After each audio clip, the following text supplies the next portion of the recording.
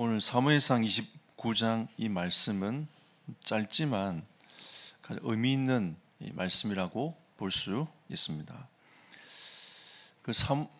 다윗이 블레셋으로 이주를 해가지고 있는 가운데 이주를 한 결과 이제 이스라엘하고 싸울 수밖에 없는 그런 이제 장면이 딱 벌어진 겁니다.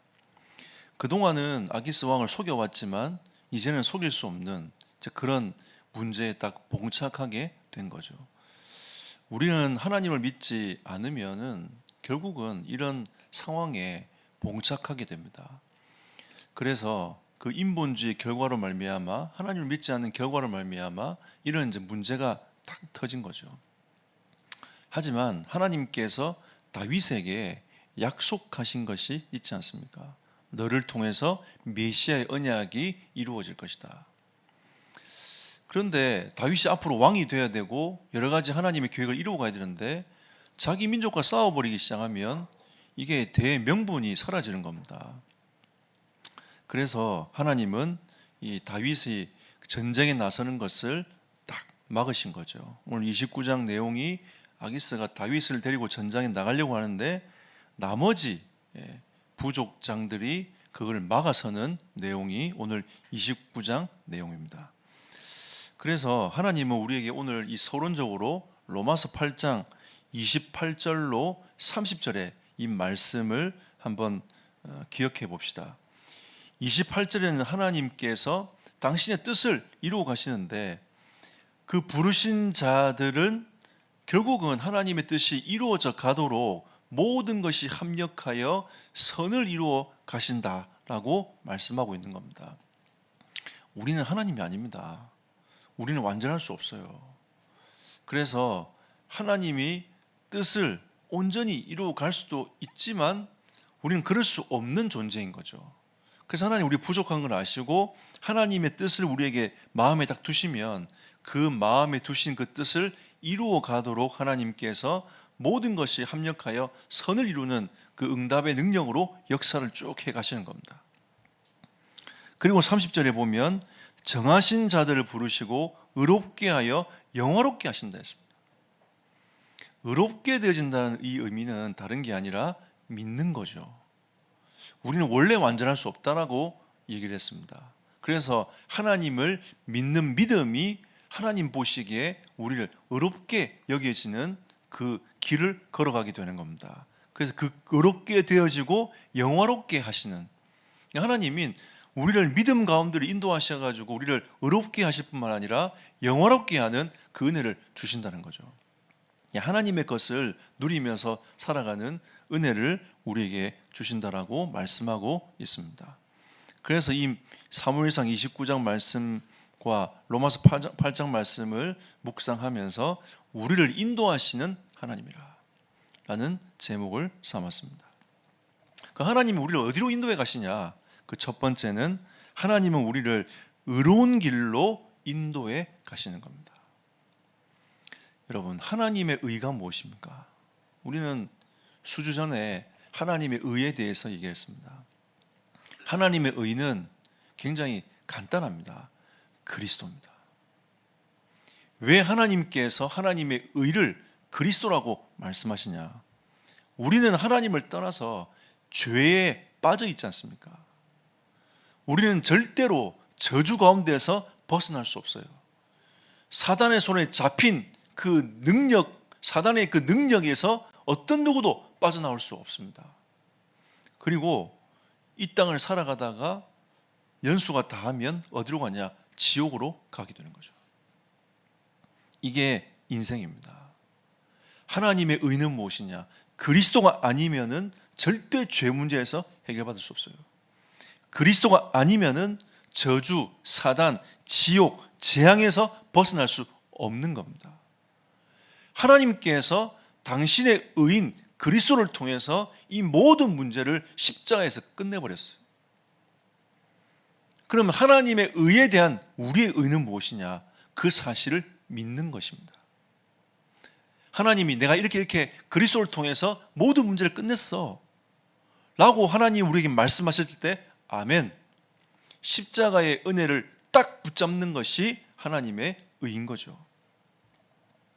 그래서 하나님의 성경을 쭉 보면 하나님이 우리를 완전하다, 의롭다 하실 때는 믿는 겁니다.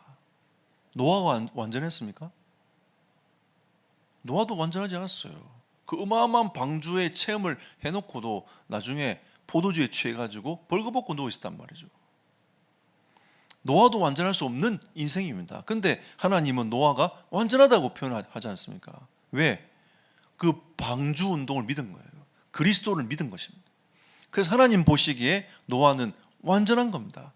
원래 인생이 하나님을 떠나서 부족하고 그 죄 가운데 빠져 살아갈 수밖에 없는 인생임을 하나님은 너무나 잘 알고 계신 거죠.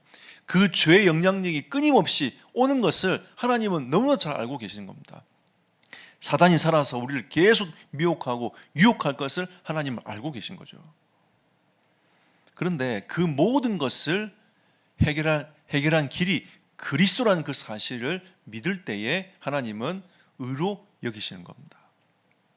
그래서 오늘 로마서 8장 2절에 보니까 우리 인간이 죄와 사망의 법에 있는 존재였던 거죠. 그러니까 불신의 6가지 상태에 붙잡혀서 영원히 고통당할 수밖에 없는 인생이었습니다. 근데 하나님이 생명의 성령의 법으로 이제는 거기서 건지셔가지고 딱 법적으로 보호하시는 거예요. 우리는 하나님의 나라의 법에 보호를 받고 살아가는 언약의 백성입니다. 하나님이 그렇게 축복하신 거예요. 하나님은 우리를 죄와 사망의 법에서 생명의 성령의 법으로 그 의로운 길로 인도하신 겁니다. 언제요?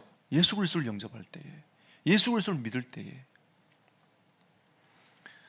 그리고 에베소서 2장 1절에서 3절에 보니까 우리는 허물과 죄로 죽어서 결국은 본질상 진노의 자녀, 진노가 임할 수밖에 없는 인생이었단 말이에요. 그게 우리 영적 상태였어요.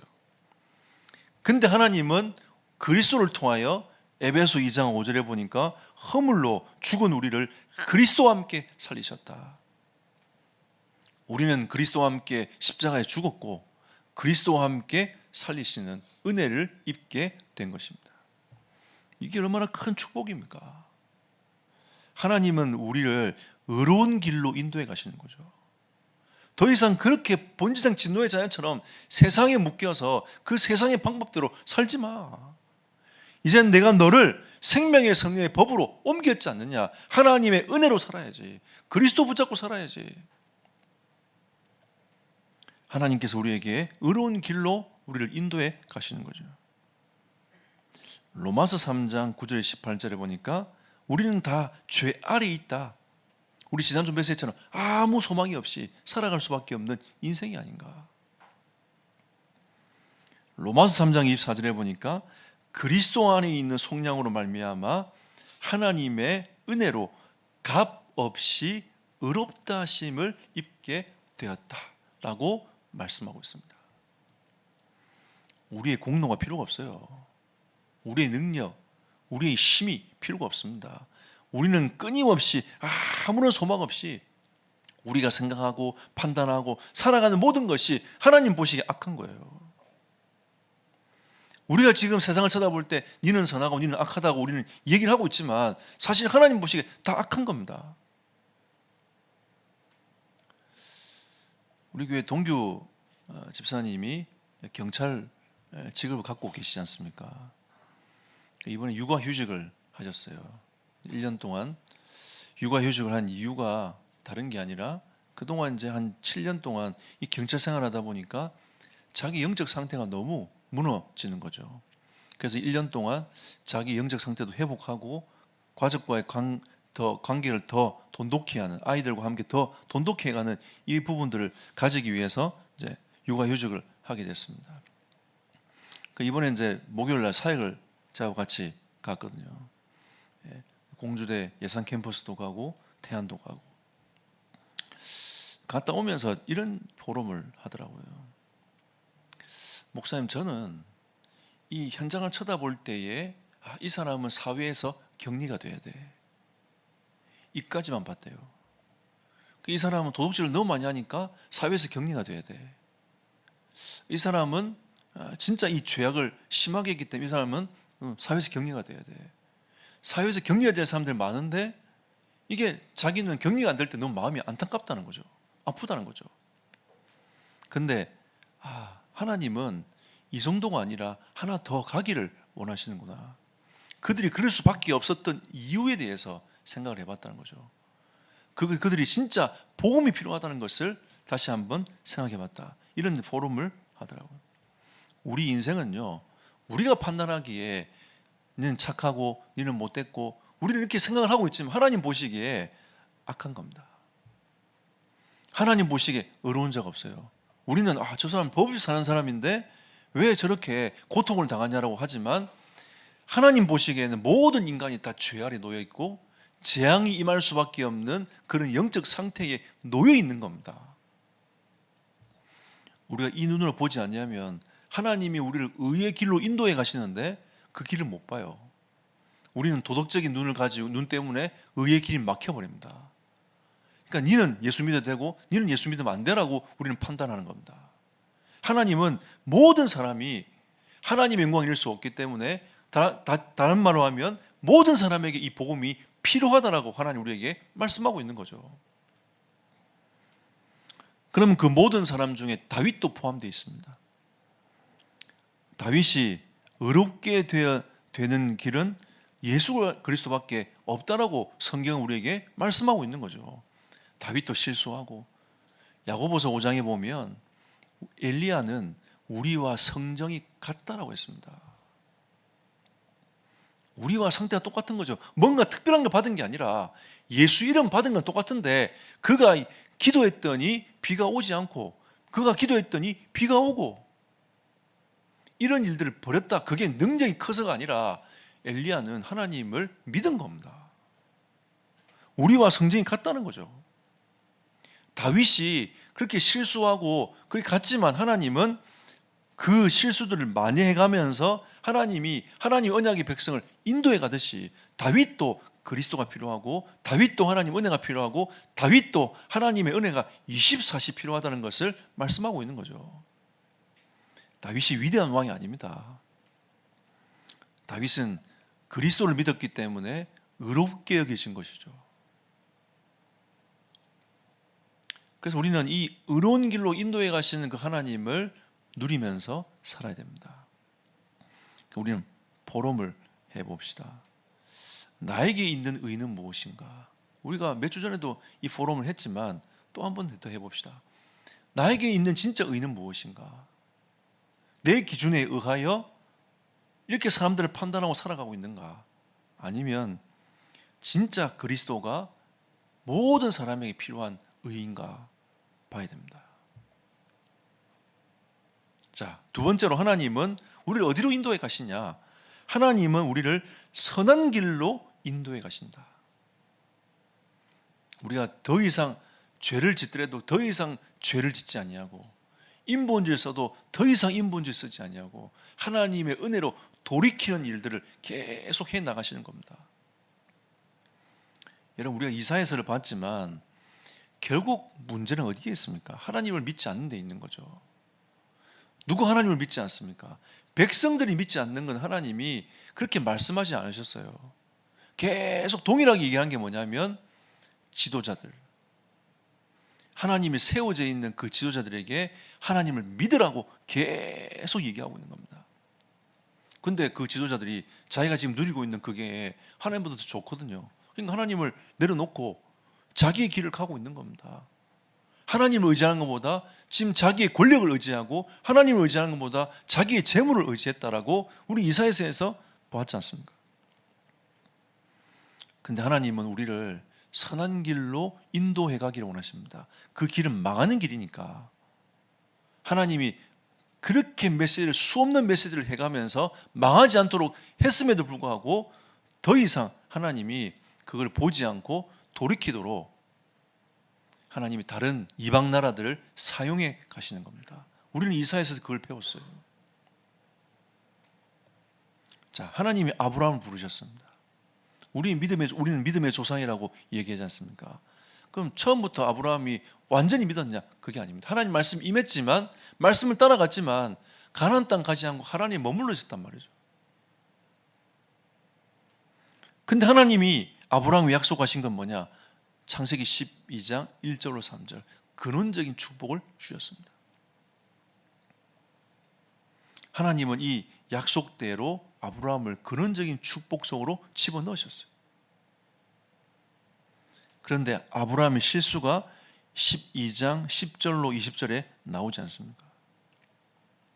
기근이 되고 어려우니까 거기에 머물러 있지 아니하고 애굽으로 내려갑니다. 내려가면서 자기 아내를 누이라고 하자 해놓고 내려가요. 그 상황이 벌어지지 않습니까? 아내를 빼앗기는 상황이 되었어요. 하나님이 아내가 빼앗기지 않도록 작업을 하셔가지고 그 아내와 함께 애굽에서 나오도록 만들어갑니다. 근데 실수한 것도 참 실수지만 하나님이 재물을 덧붙여가지고 어서 나가라면서 쭉 나가도록 만들어요. 마태복음 7장에도 비슷한 얘기가 나옵니다. 마태복음 7장 11절에 너희가 악할지라도 자식에게 좋은 걸 주지 않겠냐. 근데 하나님께서 하나님의 자녀에게 더 좋은 것을 예비해 놓고 더 좋은 걸 주시지 않겠냐. 이게 예수님의 메시지입니다. 아브라함은 실수를 했지만 하나님은 더 좋은 것을 주기 위해서 늘 바라보고 계시는 거죠. 우리는 때로는 하나님 이거 달라고 우리는 기도합니다. 근데 그게 막히고 뭔가 잘 안 될 때는 분명한 이유가 있습니다. 하나님은 더 좋은 걸 주기 위해서 하나님은 기다리시는 거죠.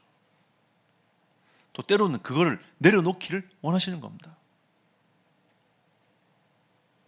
아브라함이 실수를 했지만 그걸 하나님이 다 만회해서 더 축복하셔가지고 내보냅니다.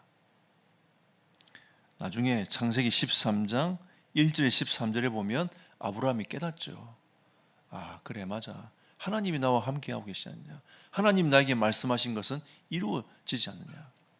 그러면서 자기 조카에게 얘기합니다.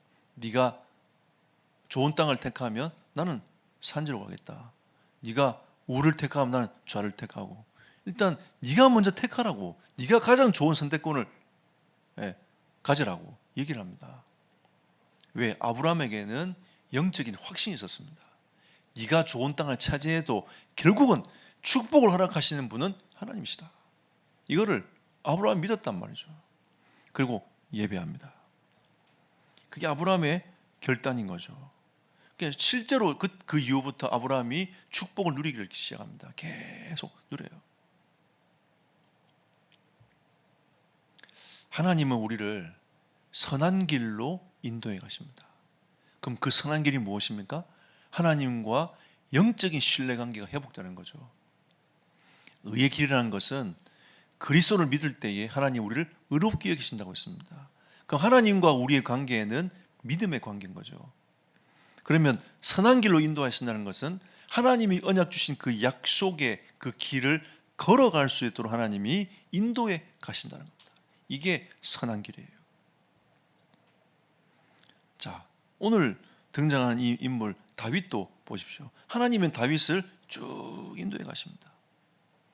다윗을 사무엘상 16장 13절에 보니까 왕으로 기름 부음을 딱 붓습니다.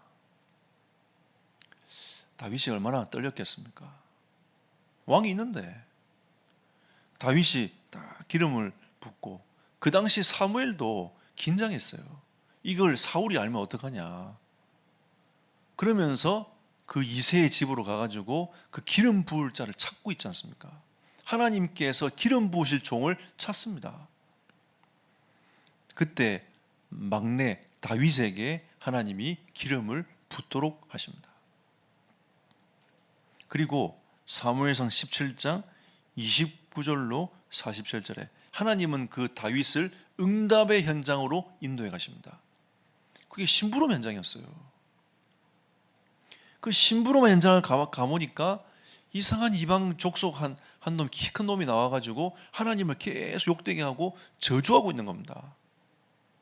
그런데 이스라엘 백성들은 다 벌벌 떨고 왕부터 시작해서 형들, 자기 형들, 모든 이스라엘 백성들이 벌벌 떨고 있는 거죠. 누구 하나 그 믿음으로 그 장군을 골리앗을 상대할 사람이 아무도 없는 겁니다.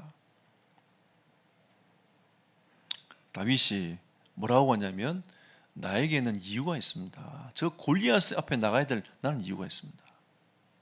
형들이 비웃었죠. 형이 비웃었습니다. 네가 원래 교만했다면서. 그리고 다윗이 어떻게 합니까? 사울에게 가서 간증합니다. 하나님께서 나를 사자와 곰에서 나를 건지셨다. 저 이방 저 골리앗은 사자와 곰보다 자기가 볼 때는 못해요. 그런데 어떤 누구도 할 수 없는 그 일을 하나님이 다윗을 통해서 해가신 겁니다. 그래서 다윗이 돌을 딱 들고 나가서 그 골리앗을 죽인 거죠.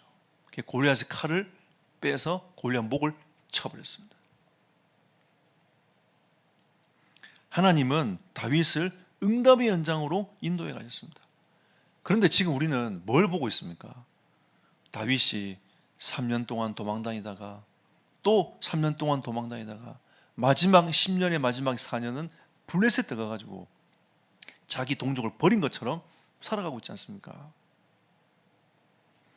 근데 하나님은 결국은 다윗이 왕으로 등극돼야 되고 모든 민족을 하나님께 무릎 꿇게 하는 하나님 나라의 응답을 받아야 되니까 하나님 그 그릇 갱신을 위해서 다윗을 쭉 인도해 가시는 것들을 보게 됩니다. 오늘 29장도 마찬가지인 거죠.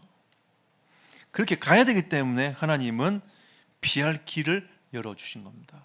그게 오늘 29장 1절에서 6절의 말씀인 거죠. 우리가 교도겠습니다. 나중에 그 대표자들이 하니까 반대를 하니까 블레셋은 지난번에 말씀드린 것처럼 5 부족이 모인 지금 말하면 꼭 미국과 같은 거죠. 연방정부와 같은 겁니다. 대표자인 아기스가 왕이 되어 있지만 그 부족들의 대표자들의 그 얘기를 안 들을 수가 없는 거예요. 그래서 나머지 부족이 다윗을 데려가면 안 된다라고 얘기를 하니까 결국 아기스가 다윗을 자기 집으로 다시 보냅니다. 하나님께서 피할 길을 열어주신 거죠. 참 감사한 일 아닙니까? 하나님 우리를 피할 길로 인도해 가십니다. 우리는 이 말씀을 가지고 포럼을 한번 해봅시다. 우리는 하나님의 인도하심을 얼만큼 믿고 있습니까? 여러분이 하나님의 언약을 다 믿고 걸어가는 언약의 백성이 맞다고 한다면 하나님은 여러분의 길을 온전히 인도해 가실 것을 저는 확신합니다. 그럼 나는 그 여러분의 각자의 인생을, 나의 인생을 얼만큼 믿고 있는가? 우리는 포럼을 해봐야 되겠습니다. 마지막 결론으로 하나님은 우리를 이 시대에 남은 자로 부르셨습니다. 우리는 이 땅에서 순례자로 살아갑니다. 어떤 순례자로 살아가냐? 이 땅을 정복하고 다스리는 순례자로 살아가는 겁니다. 전도자로 살아가는 겁니다. 하나님이 우리를 이런 길로 인도를 쭉 해 가실 겁니다. 고린도전서 10장 13절에 보니까 하나님은 감당할 시험만큼만 주신다. 여러분이 감당할 수 있으니까 그걸 주시는 거예요. 그 사건을 허락하시고 또 인도에 가시는 겁니다. 저는 예전에는 이 말씀을 알고 있었지만 일이 굉장히 많고 힘들 때는 어떻게 하나님께 기도했냐면 하나님 이거 좀 덜어내 주십시오. 덜어내 주시면 좋겠다고 계속 그 기도를 했어요. 하나님하고 안 맞는 기도인 거죠. 하나님은 감당할 수 있으니까 그걸 주신 건데 나는 그게 힘들다 혼자 스스로 힘들다 그걸 안 하게 해달라고 좀 편하게 살고 좀 가도록 이렇게 하나님 앞에 기도를 하고 있었던 겁니다. 그때 제가 이런저런 일을 한 11가지, 13가지 정도를 했어요. 제가 기억나는 것은 11가지를 제가 하고 있었던 겁니다. 근데 그 기도를 하고 나서 하나님은 2가지를 더 붙여가지고 13가지를 만들었단 말이죠. 그 제가 너무 낙심이 되는 거예요. 하나님, 내가 이렇게 힘들다고 하는데 하나님은 왜 2가지를 더 붙입니까? 그때 하나님 제게 주셨던 말씀이 뭐냐면, 하나님이 이 오홀리압에게 성전을 건축하려 해놓고 많은 일을 하게 하시니라. 그 성경 구절 제게 딱 부딪혔어요. 하나님이 이 모든 일을 할 수 있도록 나에게 지혜와 명철을 더하셔가지고 이 일을 할 수 있도록 만들어 가시는구나. 내 그릇이 요거밖에 안 되니까 나는 자꾸 뭔가 편하려고 하고 괜찮다고 생각하고 안 하려고 생각했던 인생을 살아가고 있는데, 하나님은 이런 삶을 살아가면 안 되니까 하나님은 나에게 그 그릇을 갱신하도록 하나씩 더 붙여가지고 그 일을 계속 해 나가도록 만들어 가시는 거죠. 그래서 제가 그 해에 그걸 제가 뛰어넘었어요. 그러고 나니까 하나님이 그 다음에 2가지가 떨어져 나가더라고요. 또 좀 있다가 또 2가지가 떨어져 나갔어요. 지금은 제가 일을 받을 때 어떻게 마음에 두고 가냐면, 그래, 괜찮아, 그냥 하면 돼. 하나님께서 인도해 가실 거야. 내가 지혜가 없으면 하나님 지혜자를 붙여서 인도해 가실 거야.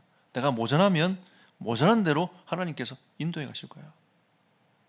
하나님은 합력하여 선을 이루어가도록 만들어 가실 거야. 그리고 만약에 내가 그걸 진짜 감당하지 못하면 시험 당할 즈음에 피할 길을 내실 거야. 하나님은 시험 당할 즈음에 피할 길을 내시는 은혜를 주신다고 확신합니다. 우리가 진짜 하나님의 뜻대로 그 언약을 딱 붙잡고 가면 하나님께서는 합력하여 선을 이루어 가시고 시험 당할 즈음에 피할 길을 내셔서 다윗처럼 쭉 하나님께서 인도해 가시는 겁니다. 다윗이 실수를 많이 했어요. 적게 한 게 아닙니다. 큰 실수를 여러 번 했습니다. 여러분, 다윗의 마지막에 다윗이 가만히 보니까 정복자로서 응답을 받고 많은 이제 이 이스라엘의 축복을 보면서 다윗이 잠깐 놓친 게 있습니다. 하나님이 인구 조사하지 말라고 했는데 자기가 보니까 군대를 조사하고 싶은 거죠. 꼭 자기가 했던 업적을 한번 드러내보고 싶은 거죠. 인구 조사하다가 재앙이 임했습니다. 7만 명이 죽어나갑니다.